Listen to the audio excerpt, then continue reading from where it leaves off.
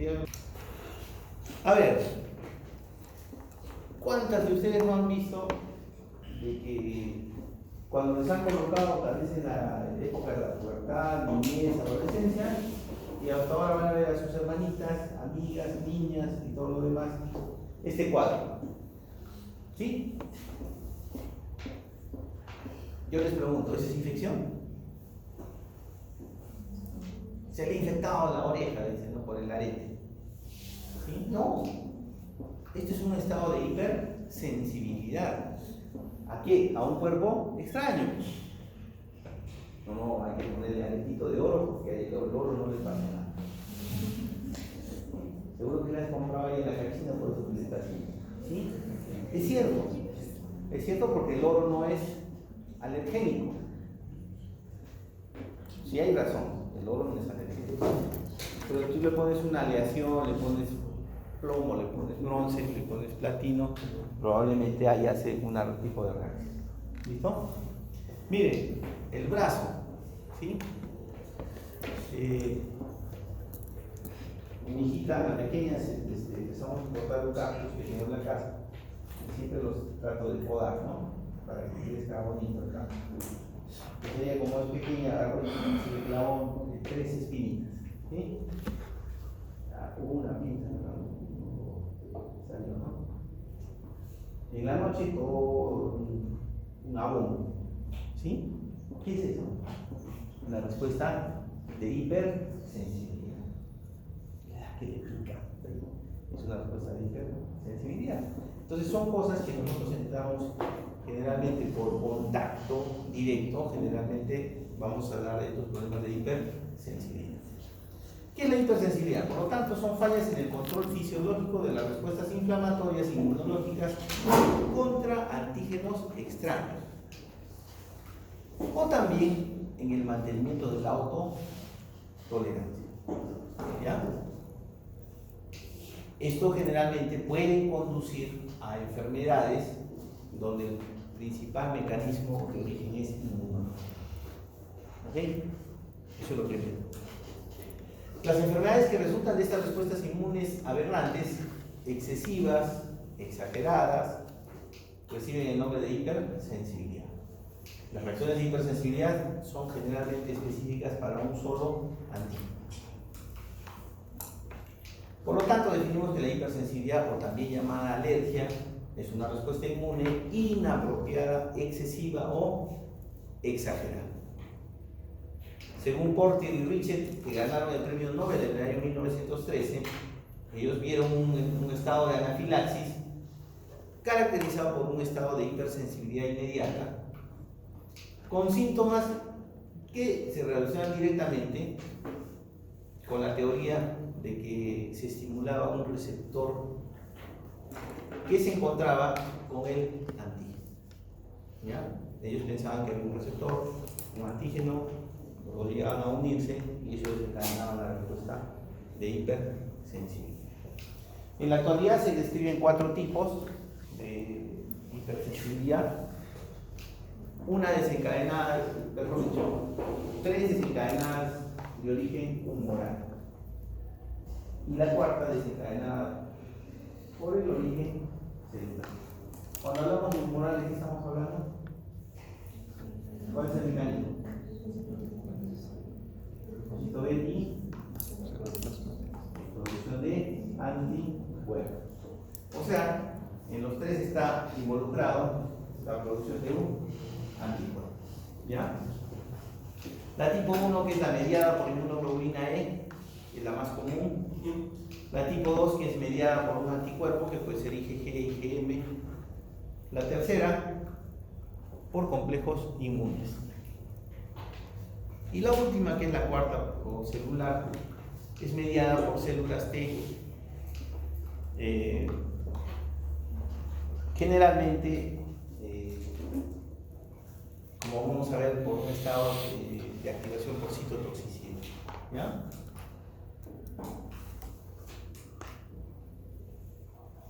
Las 3 primeras de origen humoral, la cuarta de origen celular.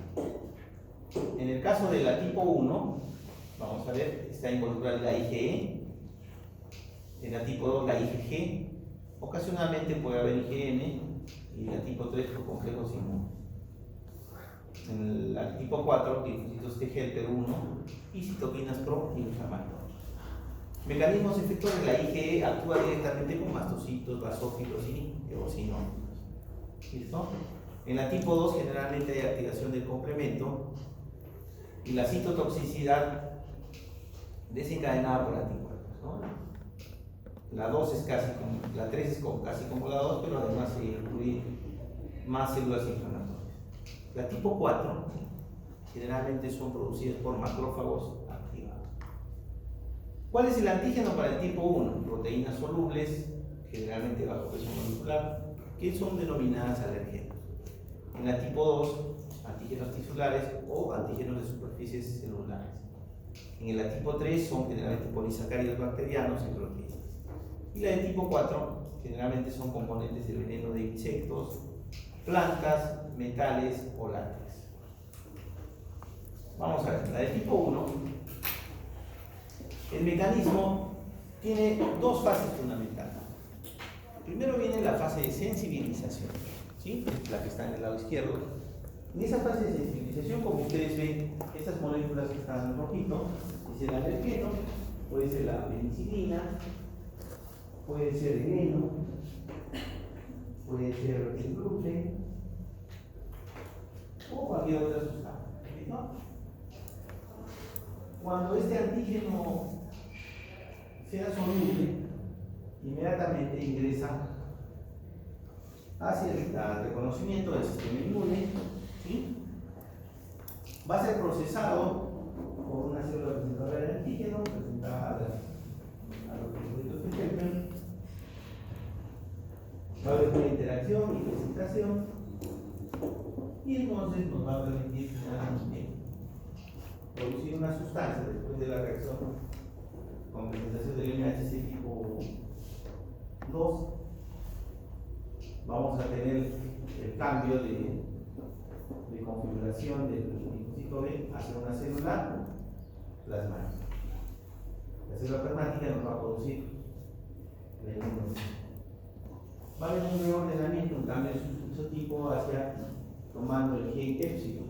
Por lo tanto, si toma el gen épsilon, ¿qué tipo de inmunoglobulina se va a producir?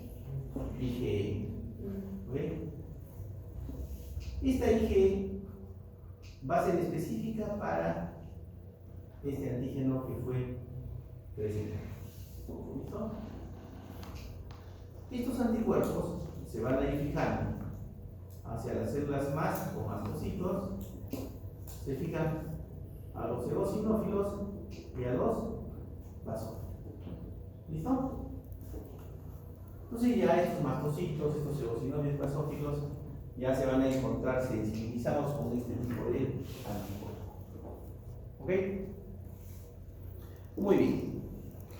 En la fase efectora, que va a ser la segunda vez que el cuerpo va a ser sometido al antígeno, este antígeno, una vez localizado y para mala suerte ya sensibilizado con estas células que ya pasaron a la fase efectora, entonces se produce la reacción antígeno-anticuerpo y el mastocito va a empezar un proceso de granulación. ¿Qué tiene sus vesículas? Histamina, serotonina, pranin, ¿listo? ¿Qué efectos fisiológicos producen ellos? Vasodilatación, aumento de la permeabilidad, shock por hipotensión, por vasodilatación, ¿sí? Promueve más reclutamiento y entonces se desencadena también la respuesta o liberación de las fosfolipasas. Entra al metabolismo del ácido araquidónico. Se liberan prostaglandinas, levotiroides, la carga inflamatoria se empieza a encender. ¿Listo? Esta fase efectora va a durar 21 días, perdón, la fase de sensibilización, pero la fase efectora es inmediata. Le pongo ahorita y la respuesta es inmediata. ¿Listo? Estas células liberan citoquinas, mayor reclutamiento alveolar, celular de leucocitos. Hay más liberación de mediadores, citoquinas, se prolongan los efectos de las células blanco, ¿ok? Hay un rápido efecto en las células blanco, hay reacciones agudas inmediatamente a través de las células mast o mastocitos, y entonces si la sensibilización no se corta en este periodo, entonces va a proseguir hacia la inflamación de tipo crónico. De ahí vienen las alergias crónicas. Ya vienen los eczemas, viene la urticaria, todo eso. Y ya viene, ¿qué cosa? El asma. ¿Listo? El asma. Pelos de los gatos, pelos de los perros, ácaros, el polen, ¿sí? Todo eso en forma crónica pueden llevar hacia el asma. ¿Cuál es el mecanismo? Usualmente siempre el alergeno, ¿no?, va a ser presentado por la célula T hacia la célula B por influjo de interleuquina 4. Esta va a promover la maduración del linfocito B hacia la célula plasmática, produce el anticuerpo. Esta se va a fijar al receptor FC de los mastocitos. Finalmente, cuando nuevamente por el segundo contacto venga el alergeno, entonces miren la cantidad de sustancias vasoactivas que se liberan. Ellas tienen que ver con el músculo liso, con el músculo de los vasos sanguíneos, con la secreción de las glándulas mucosas, con la activación de las plaquetas, con la estimulación de los nervios sensoriales y con la activación de los eocinos. La principal respuesta aguda lo dan los mastocitos. La respuesta crónica es dada a través de los eocinos. ¿Listo? Por eso, cuando pretendemos evaluar a un paciente con alergia crónica o alergia aguda, entonces lo que yo tengo que verificar en mi fórmula diferencial qué porcentaje de eosinófilos tiene. Y cuando vea yo eosinófilos me está diciendo que es una respuesta de hipersensibilidad aguda o crónica. Crónica. Es crónica. Porque la aguda es el mastocito. Las crónicas son la estimulación de los eosinófilos. ¿Qué componentes tiene la reacción tipo 1? Primero, alergenos. Segundo,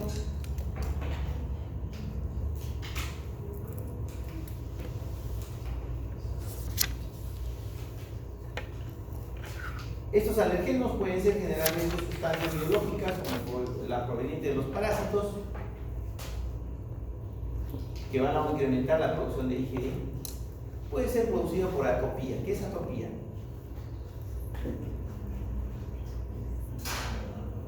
La respuesta de hipersensibilidad sin el antígeno que no sea parasitario, ¿sí? Por ejemplo, el polen de las flores. A veces despertamos al día con una rojera, un poco de congestión, y tenemos al costado una plantación, ¿no? Puede haber predisposición genética, antígenos ambientales, y finalmente vienen ya los alergenos que son antígenos no parasitarios, ¿no? Por las de diversidad tipo 1 en individuos propios. En los atópicos, donde hay causa ya crónica con incremento de los eosinófilos, como la fiebre del heno, el eczema, el asma ya aparece, ¿no? Y entonces verificamos cuáles son los más frecuentes. Proteínas, por ejemplo, las proteínas de la leche, ¿ya? Las vacunas, el polen de las plantas, el gras, los cactus, están el heno. ¿El heno qué cosa es? El heno es para, bueno, la zona norte del mapa mundial, en el Perú, en Latinoamérica. ¿Qué cosa es el heno? ¿A qué le conocemos el heno? No. El trigo, la paja, ¿no? ¿Ya? Ese es el heno. Drogas: penicilina, sulfonamidas, anestésicos locales, salicilatos, la aspirina. Alimentos: ¿qué tenemos? Huevos, las nueces, las pecanas, la leche, ¿sí? Los mariscos, ¿okay? El veneno de las abejas, el veneno de serpientes, de las hormigas, ¿sí? Y algunas esporas también de algunos hongos. Los mecanismos generalmente son por contacto cutáneo, el mayor porcentaje, plantas venenosas, rasguños animales, polen, látex; por inyección, las picaduras de abejas; por ingestión, medicamentos, nueces, mariscos; por inhalación, polen, polvo, el moho, la caspa de los animales, ¿sí?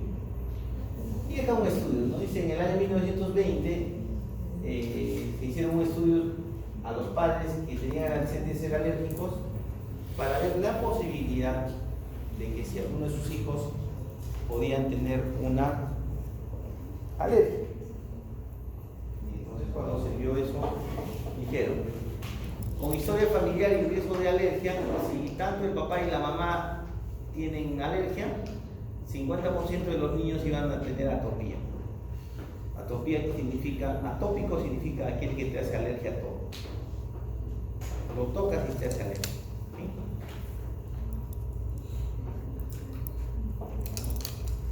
Entonces eso quiere decir que hay un fondo genético y que tiene que ver con un locus que está ubicado en el cromosoma 5, brazo corto, que tiene que ver con la producción de citoquinas, sobre todo la interleuquina 3, la 4, la 5, la 9 y la 13, el factor estimulante de colonia, granulocito monocito y la IgG. El locus en el cromosoma 11 también tiene que ver con el reclutamiento y mayor afinidad de la inmunoglobulina E. El HLA más alérgico son el HLA-DBW2, el HLA2, el HLA-B8 y el HLA-DBW3, que es el directamente responsable de la hiperrespuesta frente a este tipo 1. Los factores ambientales tenemos el nivel de exposición al alergeno, el estado nutricional y la dieta, y las infecciones crónicas preexistentes. La IgE tiene esta configuración, descubierta por Brownitz y Kussner en el año 1921, considerado como un factor sérico que después fue aislado y fue sintetizado por Ishizaka el año 1966. Sus niveles séricos es de 0,1 a 0,4 microgramos. Entonces ahora, cuando yo quisiera hacer un paciente, diagnosticar si un asma es por alergia, yo le tendría que pedir, ahora se puede pedir dosaje de inmunoglobulina E. Y entonces yo sé que el nivel sérico es de 0,1 a 0,4 microgramos. ¿Sí? ¿Qué pasa si tiene 2, si tiene 5? Está creando inmunoglobulina, es un problema de tipo alérgico. ¿Ya? Tiene un dominio adicional CH4 que se va a unir a los mastocitos y a los basófilos. Su vida media es de 2 a 3 días y puede durar algunas semanas.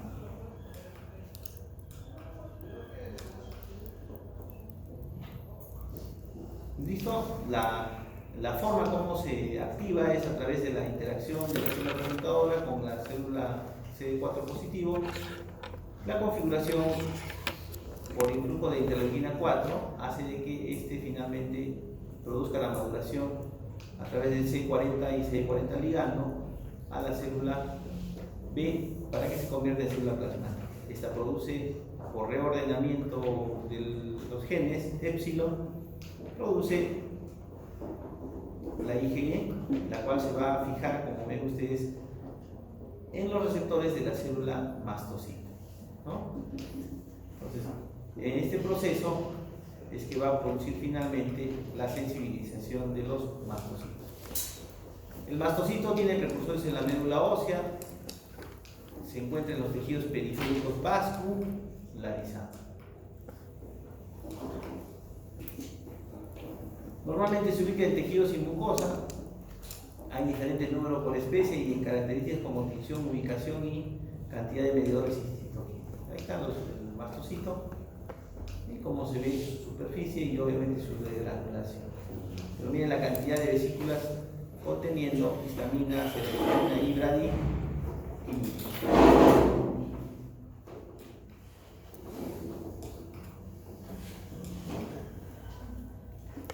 Durante el proceso de degranulación, una vez que el alergeno es captado por la función FAB de la IgE, miren, esto va a generar la degranulación del mastocito. ¿Listo? Este es el principal mecanismo que origina la degranulación. Puede ser que no sea un antígeno extraño, puede ser un autoanticuerpo. Ahí está bien. Un autoanticuerpo sensibiliza, por ejemplo, a ver,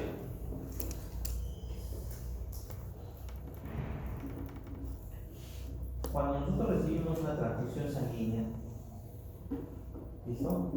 Estamos recibiendo una transfusión de otra persona, por más autólogo, mejor dicho, sinólogo que sea, somos de la misma especie, ¿sí? Indudablemente es un tejido extraño, la sangre es un tejido líquido, tiene antígenos propios. Ese antígeno para mí es extraño, ¿sí? Pues si yo me ponen hoy día, es cierto, me calman la hemorragia, me aumenta la hemoglobina, pero quedo sensibilizado para sangre, ¿sí? Pues yo, ¿qué cosa voy a crear como sistema de defensa? Mis propios anticuerpos contra esa sangre que me han colocado. ¿Listo? Entonces ya tengo un anticuerpo contra ese grupo sanguíneo, contra ese factor de RH de esa persona que me dieron la sangre. ¿Listo? Si me vuelven a poner otra vez, ¿qué voy a tener? Una reacción alérgica. ¿Y qué pasa? Cuando vuelve a suceder esto, el paciente presenta fiebre. ¿La fiebre qué es? ¿La histamina qué produce? Fiebre. ¿Ya? Por eso es que no podemos poner sangre tan continuamente. Cada vez la medicina transfusional nos dice que solamente en los casos de vida o muerte recién ahí deberíamos colocar sangre. Mientras tanto, esperar y evaluar cada caso con mucha rigurosidad. ¿Listo? Antibiotipos, por ejemplo, anticuerpos contra las IgEs, reacciones químicas cruzadas, antirreceptores de la IgE, o también el calcio, son otros mecanismos secundarios que podrían generar la degranulación de los mastocitos. El asunto es tan complicado como ven en la figura, donde el alergeno va a estimular a dos moléculas de IgE, las cuales en su dominio intracelular tienen una fosforilasa que va a activar una proteinquinasa. Esta proteinquinasa va a fosforilar a esta enzima que es la adenilatoxiclasa. Esta adenilatoxiclasa, utilizando una molécula de ATP, ¿ok?, va a estimular finalmente más quinasas que van a fosforilar los microtúbulos de la membrana celular del mastocito. Al fosforilar van a ser las vesículas que lleguen a la superficie del mastocito y finalmente se produzca la fusión y la eliminación de su contenido. Por otro lado, durante la estimulación del receptor de la IgE, esa proteinquinasa va a fosforilar también a la fosfolipasa C. La fosfolipasa C lo que va a hacer es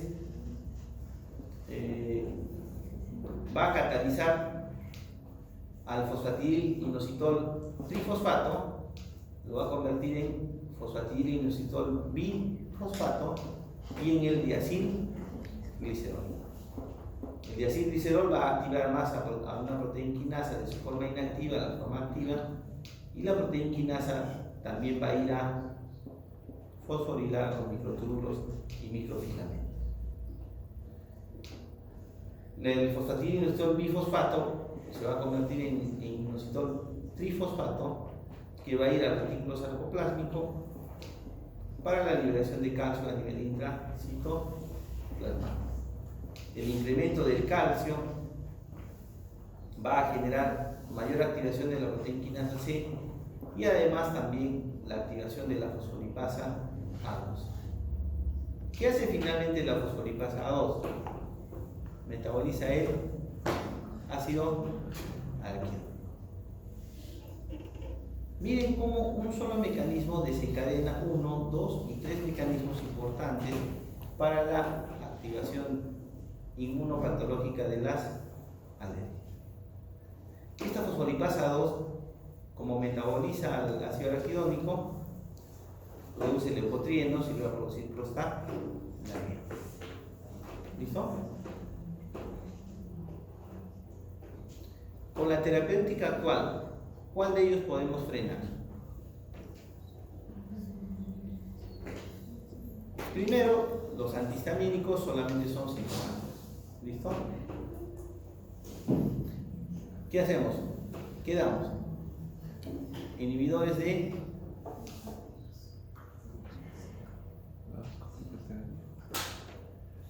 la ciclooxigena. ¿Listo? Pero muchos de ellos también causan alergia, como los salicilatos. ¿Qué hacemos entonces? Damos corticoides de la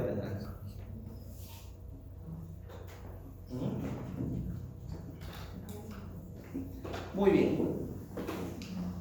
¿Qué actividades tienen los principales mediadores? Histamina incrementa la permeabilidad vascular, la contracción del músculo liso. La serotonina igual, el factor quimiotáctico de eosinófilos, quimiotaxis de eosinófilos, de neutrófilos igual. Proteasas, aumenta la secreción de mucus bronquial, degradación de la membrana basal y generación de los productos del complemento. Secundariamente, el factor activador plaquetario produce más degranulación, agregación plaquetaria y contracción del músculo liso broncopulmonar. Los leucotrienos aumentan más la permeabilidad vascular, la contracción de los músculos lisos del nivel pulmonar. Los prostaglandinas igual, producen ellos vasodilatación, agregación plaquetaria. La bradiquinina incrementa la permeabilidad vascular, la contracción del músculo liso pulmonar.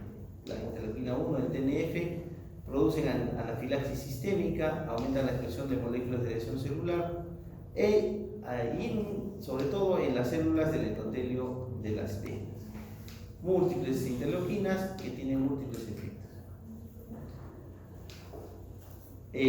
Los mastocitos, una vez que liberan sus gránulos con histamina, bradiquinina, leucotrienos y todo lo demás, van a aumentar el peristaltismo y aumentan la secreción a nivel gastrointestinal.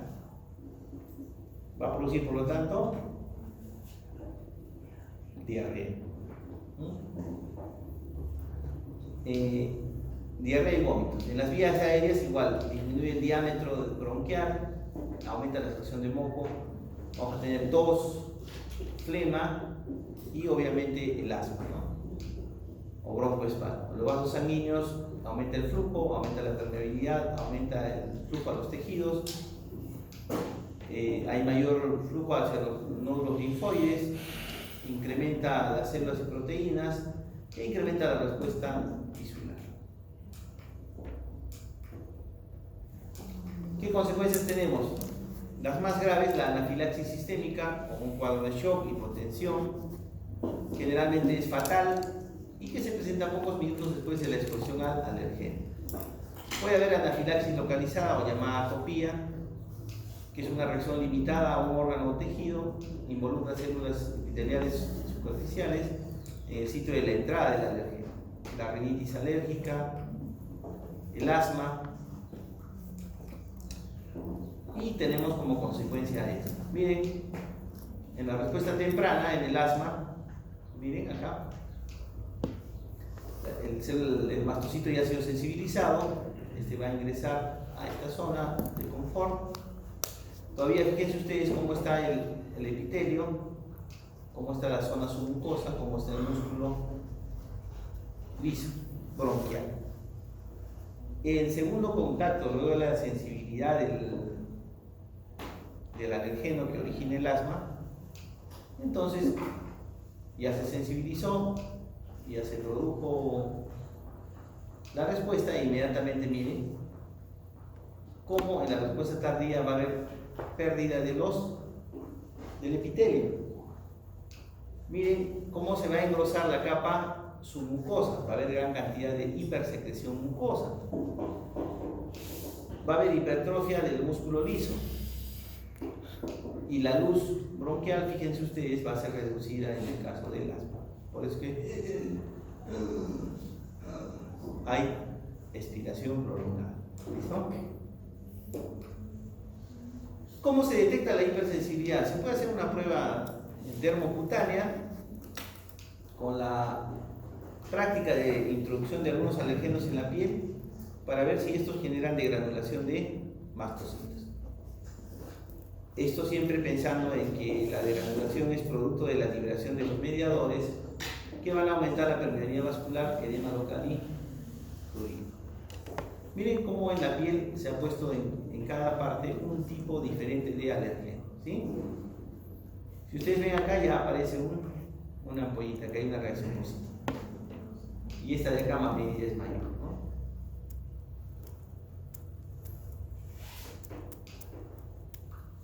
Plantas, ¿sí? Pasto, diferentes alergenos. ¿Cuál es la ventaja? Es un método económico, se puede valorar el número de alergenos, es un método traumático porque hay que inyectarle el antígeno, ¿no es cierto? En la actualidad se toma estos test, que es el RIST, es un test radioinmunoabsorbente que mide el nivel sérico total de inmunoglobulina en nanogramos, ¿no? A través de un disco de agarrosa, ¿listo? Que tiene anticuerpos. Lo que se hace es, en el disco se coloca el suero del paciente, que va a ser detectado por estos anticuerpos anti-IgE. Cuando ya los coge y es positivo, inmediatamente va a formar este tipo de estructura molecular que se va a verificar por radioinmunoabsorbancia. Ese es el RIST. El RAST es el test radioalergoabsorbente, detecta también niveles de IgE específica para un alergeno dado.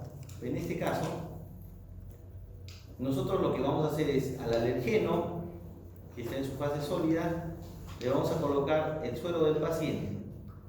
Se va a fijar el suero del paciente, si tuviese el paciente, se va a fijar al alergeno y finalmente se va a hacer el estudio por radioinmuno también absorbancia. ¿Listo? Pues este es el más complejo, pero es el más complejo. La hipersensibilidad tipo 1.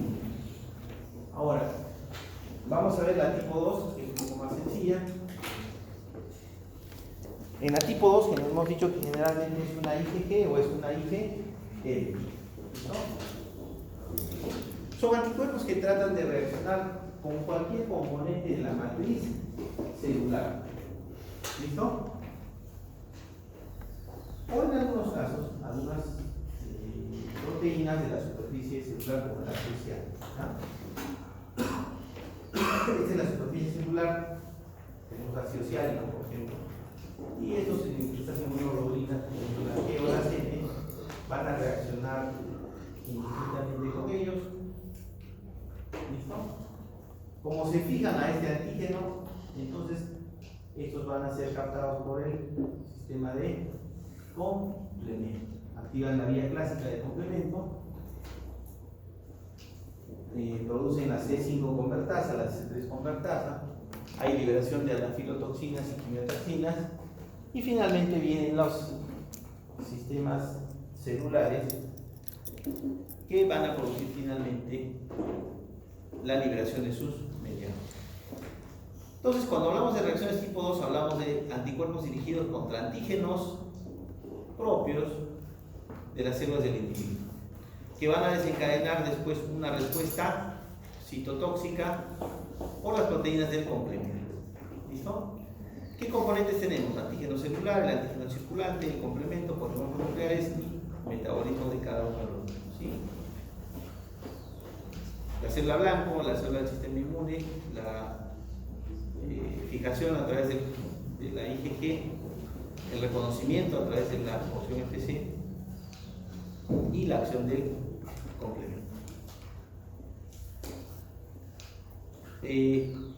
¿Qué sucede muchas veces? En este punto, cuando hay una infección es reconocido el antígeno de la bacteria y obviamente es eliminado, ¿no? En muchos de los casos, a veces ese mismo anticuerpo puede reconocer antígenos en algún otro, en otra superficie celular. Si bien es cierto, este anticuerpo se creó para esta bacteria, como lo que sucede en el síndrome de Guillain-Barré. ¿Sí? Ahí. Entonces, aquí lo que pasa es que hay una reacción cruzada, no hay un reconocimiento adecuado o hay una confusión de la identificación de los epítopes que pueden ser similares en las células de nuestro organismo. En el caso del síndrome de Guillain-Barré, eso está en la proteína.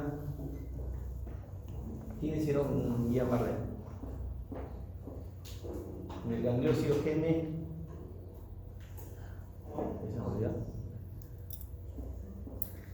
Hay 7 preguntas de Guillain-Barré para el examen. ¿A cuándo es el examen? El jueves 7, ¿no? ¿Sí? Pasa eso, hipersensibilidad tipo 2. Ok. Miren, lo que le hemos hablado de la sangre. Normalmente la persona tiene un grupo sanguíneo y tiene anticuerpos contra los otros grupos sanguíneos. ¿Ok? Cuando le pone un grupo sanguíneo diferente, inmediatamente va a producirse aglutinación. Esto se hace en las pruebas de laboratorio. Cuando aglutina quiere decir que tiene anticuerpos contra ese grupo sanguíneo. Es incompatible con ese grupo sanguíneo. ¿Listo? En cambio, cuando es compatible, usualmente no hay aglutinación, hay anticuerpos, pero no se tocan. La de tipo 3, esta se produce cuando hay presencia de complejos inmunes. ¿Qué es un complejo inmune? ¿Qué es un complejo inmune? Un complejo inmune está compuesto por un antígeno y un anticuerpo, unidos. Tanto lugar a que se han retirado por el sistema fagocítico. Cuando hay complejos inmunes, cuando ya se unen, los macrófagos y los neutrófilos van a eliminar de nuestra circulación. ¿Listo? Los deben eliminar de nuestra circulación. Pero en contados casos, esos complejos inmunes van a ir a la microcirculación. ¿Cuáles son la microcirculación? A ver.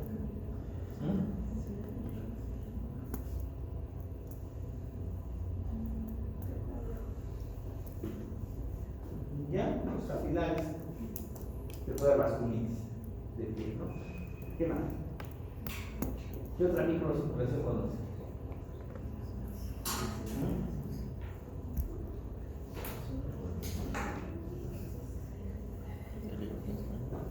Microcirculación. ¿Cuál es microcirculación? Retina, pues. ¿Qué más?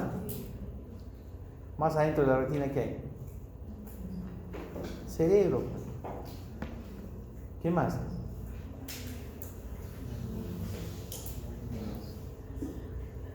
Diego.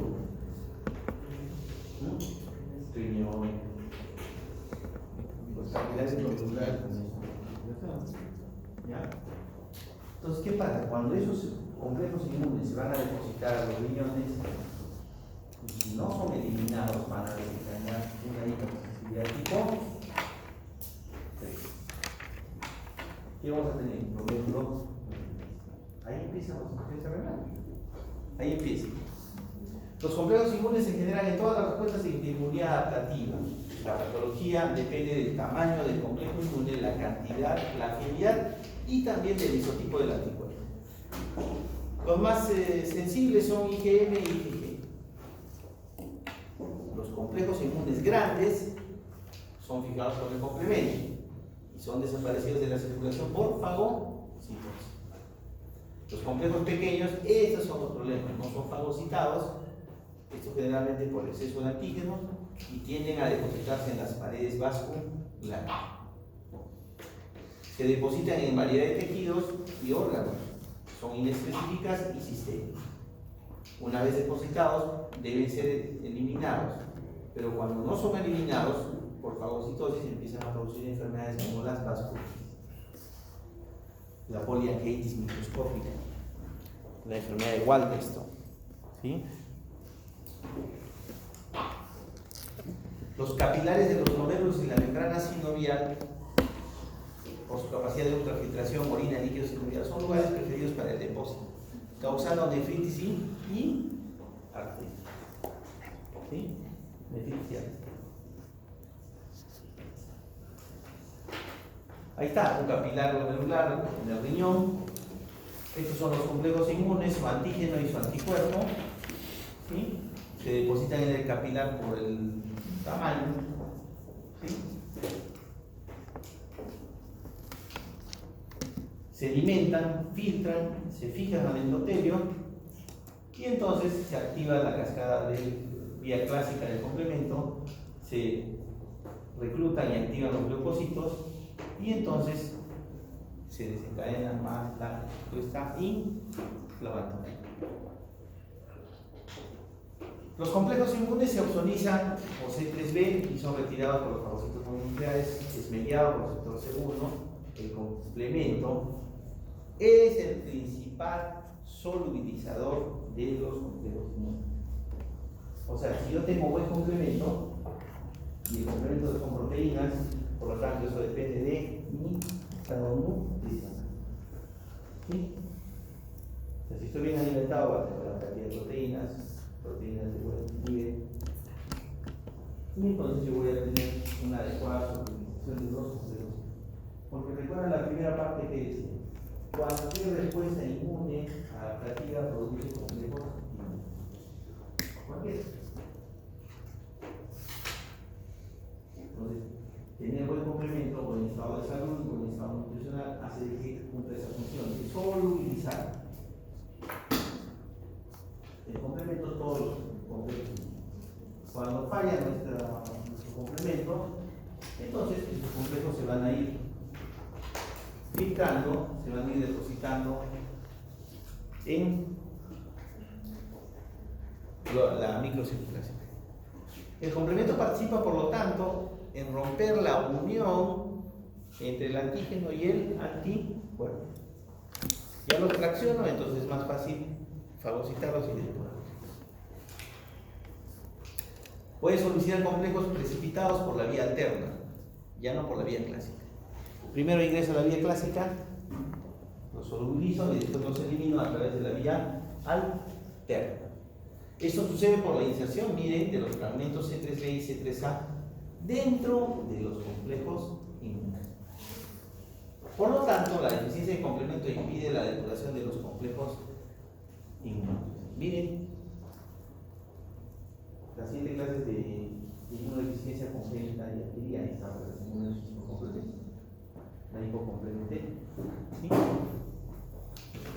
El tamaño de los complejos inmunes es importante porque afecta su deposición. Complejo grande, difícil eliminar. Complejo pequeño, de alguna manera se puede eliminar. ¿Listo?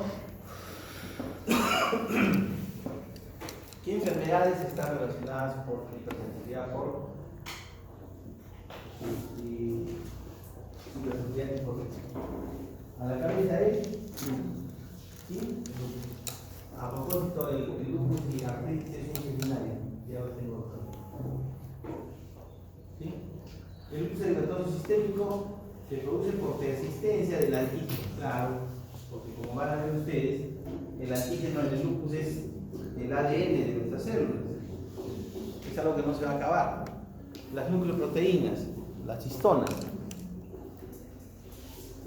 Y se caracteriza por un cuadro por nefritis, vasculitis y artritis. La panarteritis nodosa es un antígeno cruzado con el virus de la hepatitis B. También causa vasculitis. La glomerulonefritis postestreptocócica es un anticuerpo que está dirigido contra la pared, contra la proteína M del estreptococo y que causa una reacción cruzada contra la membrana basal glomerular de la persona, causándonos nefritis. La hepatitis crónica viral o la endocarditis bacteriana subaguda también es por un antígeno persistente que no se depura el agente infeccioso. La enfermedad del suero son antígenos de varias proteínas del plasma que causan artritis, vasculitis y nefritis. ¿Listo? En este punto hay una reacción muy característica que es la reacción de Artus. ¿Listo?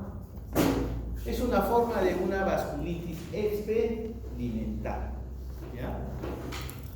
Y que se desencadena también por este mecanismo de complejo citológico. En la reacción de Artus, en esta reacción de Artus, lo que yo voy a colocar es en una zona, le voy a colocar el antígeno, ¿sí? Le pongo acá la piel, le introduzo el antígeno, y por vía endovenosa le voy a colocar el anticuerpo. ¿Ok? Una vez que en esa zona, miren acá, yo ya le he inyectado por la piel el antígeno y por la vía sanguínea le he inyectado el anticuerpo. Cuando llegue a la zona de la unión, se va a formar ya, ¿qué cosa? El complejo inmune. Muy bien. Una vez que se forma el complejo inmune, se activa el complemento por la vía. ¿Qué bien? ¿Clásica o alterna? Clásica. Y entonces, al activar el complemento, se van a activar las células inflamatorias. Miren la piel, va a causar una reacción causando inflamación fundamentalmente de quién? Del vaso sanguíneo, del capilar en este caso, ¿no? No se dice capilaritis, se dice vasculitis de vasos pequeños, ¿no? ¿No?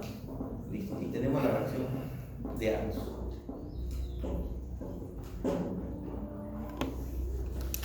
Y terminamos con la hipersensibilidad tipo 4 o retardada.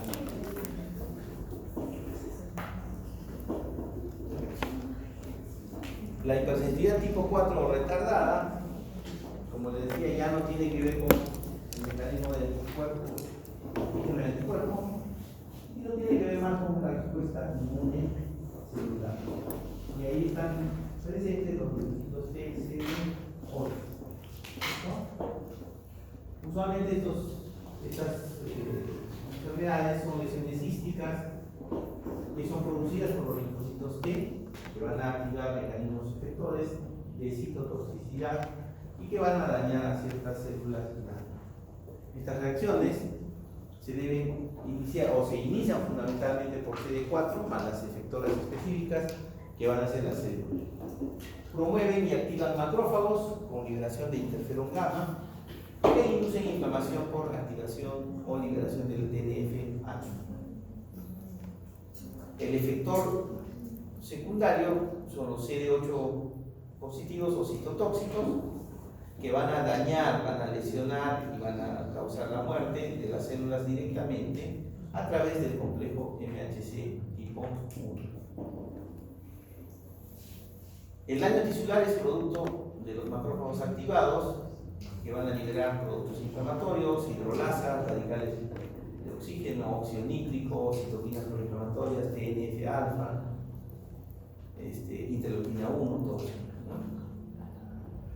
Van a causar un intenso daño en las células endoteliales, las cuales van a expresar NHC tipo 2 y moléculas de adhesión de forma elevada, van a causar una inflamación crónica y pueden producir finalmente secundariamente una fibrosis con incremento de citoquinas y factores de crecimiento.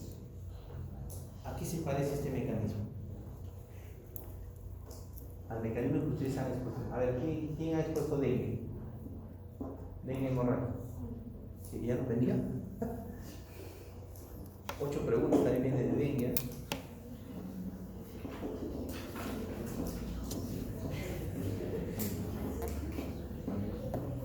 ¿Qué sucede acá? Los linfocitos T autoreactivos, estos CD4 positivos, van a presentar un antígeno hacia los macrófagos. Acá está el antígeno, ¿no? Le va a decir que esta sustancia es extraña, por lo tanto te vas a sensibilizar y va a producir la activación de este macrófago. ¿Cómo se activa el macrófago? Hemos dicho, liberando interleuquina 1, ¿qué más? TNF, ¿qué más? Interferón, interleuquina 6. ¿Sí?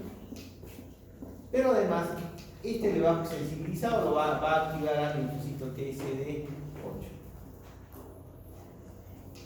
Como este antígeno está en las células de superficie endoteliales, el linfocito le va a... ¿Qué cosa le descarga? Granzima así, primero entra la granzima abre la compuerta y recién pasan las perfo y las mata. ¿Sí? Consecuencia final de esta acción, muerte celular. Para que se produzca la hipersensibilidad retardada, las células T efectoras deben haber sido previamente y específicamente sensibilizadas por un antígeno y habiendo reclutado otros tipos celulares a la zona de la garganta. Esto está asociado con la inmunidad adaptativa y además, sacándole de su compañera esa célula, se la pongo a su compañera, esa reacción inmune tipo 4C transmite. ¿Listo? Se transmite de un animal a otro, no por ustedes, ¿eh? No, solo lo estoy leyendo. Sí, para que se despierte tu compañero que está durmiendo.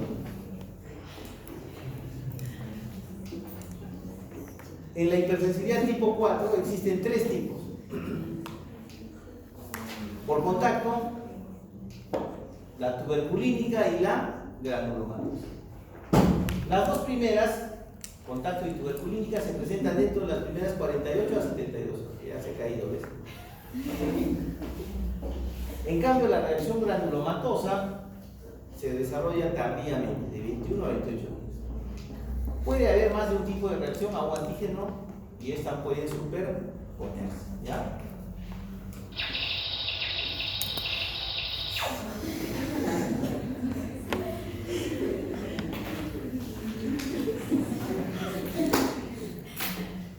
En el caso de la tuberculosis, hay una prueba de tamizaje a gran escala que es la tuberculina.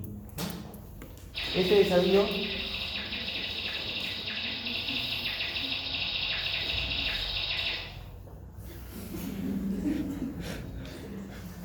en esta reacción a la tuberculina, lo que se va a producir es la activación de células T.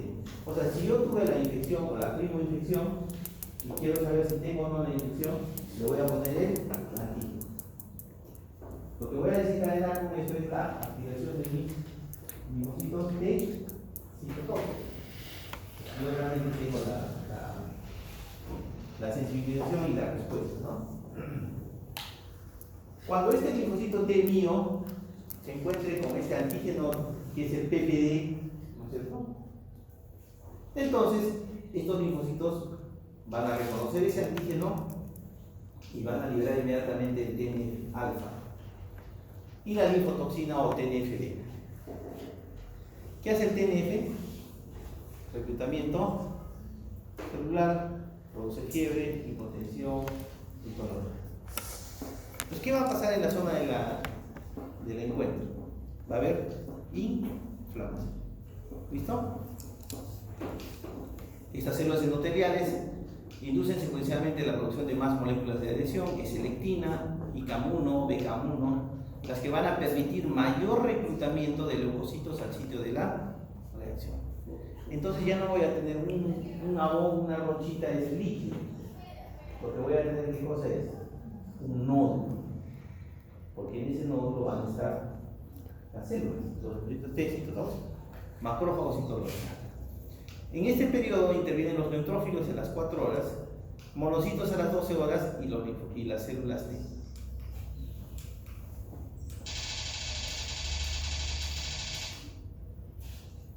Los macrófagos constituyen del 80 al 90% del infiltrado celular total. El macrófago es la principal célula presentadora de antígeno y generalmente la reacción en 5 a 7 días debe desaparecer. ¿Ya? Es útil como prueba diagnóstica de agentes infecciosos como el PPD, el derivado proteínico purificado de Mycobacterium tuberculosis, y los no microbianos como el beridio y el circo.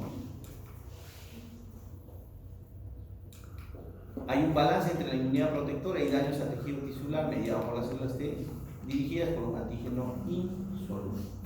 La persistencia del antígeno permite la diferenciación de los macrófagos a células más grandes, que son las células epiteliales. ¿Listo? Entonces, como no lo podemos liberar, como no se puede eliminar en este periodo, entonces dice, me voy a convertir en mucho más grande, voy a aumentar mi citoplasma y de esa manera voy a tratar de eliminar. Entonces me convierto ya no un macrófago se convierte en una célula epitelial. Aumenta su citoplasma, sus organelas, y en algunos casos muchos macrófagos pueden fusionarse formando células gigantes multinucleares. Este es el mecanismo fundamental por el cual se producen los granulomas. Y el granuloma, al final, clínicamente se puede ver como el calcio. ¿Sí? Calcio en blanco. La formación, por lo tanto, de los granulomas deriva de la activación de los macrófagos por células T y es dependiente del factor de necrosis tumoral. El factor de necrosis tumoral es el retador, ¿no? Vienen más, como no puede, se unen entre ellos células multinucleares. Como no puede, entonces aumenta su tamaño célula epitelial. Los macrófagos activados alrededor de fuentes de antígeno producen nódulos de tejido inflamatorio, que es la reacción granulomatosa que lesiona tejidos. Secundariamente, la fibrosis puede interferir con la función hística, con la tuberculosis, bronquiectasis y la fibrosis. ¿Listo? ¿Qué enfermedades tenemos de este tipo? La diabetes tipo 1, caracterizada por los antígenos de células hidrolicitantes y la insulina, la artritis reumatoide, antígenos de la membrana sinovial, la esclerosis múltiple, antígenos de la proteína básica de la mielina, la neuritis periférica, los antígenos de la proteína P2 de la mielina, como lo que sucede en el síndrome de Guillain-Barré, la miocarditis autoinmune experimental por la miosina y la enfermedad inflamatoria intestinal con la enfermedad de Crohn y la colitis ulcerativa, que no se conoce actualmente. Esta es la última, creo. Este es un cuadro resumen de lavas tipo 1, la cual es la respuesta inmune, el antígeno, el mecanismo efector. ¿Cómo es el mecanismo efector en cada uno de ellos? Acá tenemos en la tipo 4, tenemos, ¿cuál? ¿Cuál hemos dicho? La tuberculínica, la granulomatosa y contacto por contacto. y la de contacto. Contacto, tuberculínica y muy bien, listo.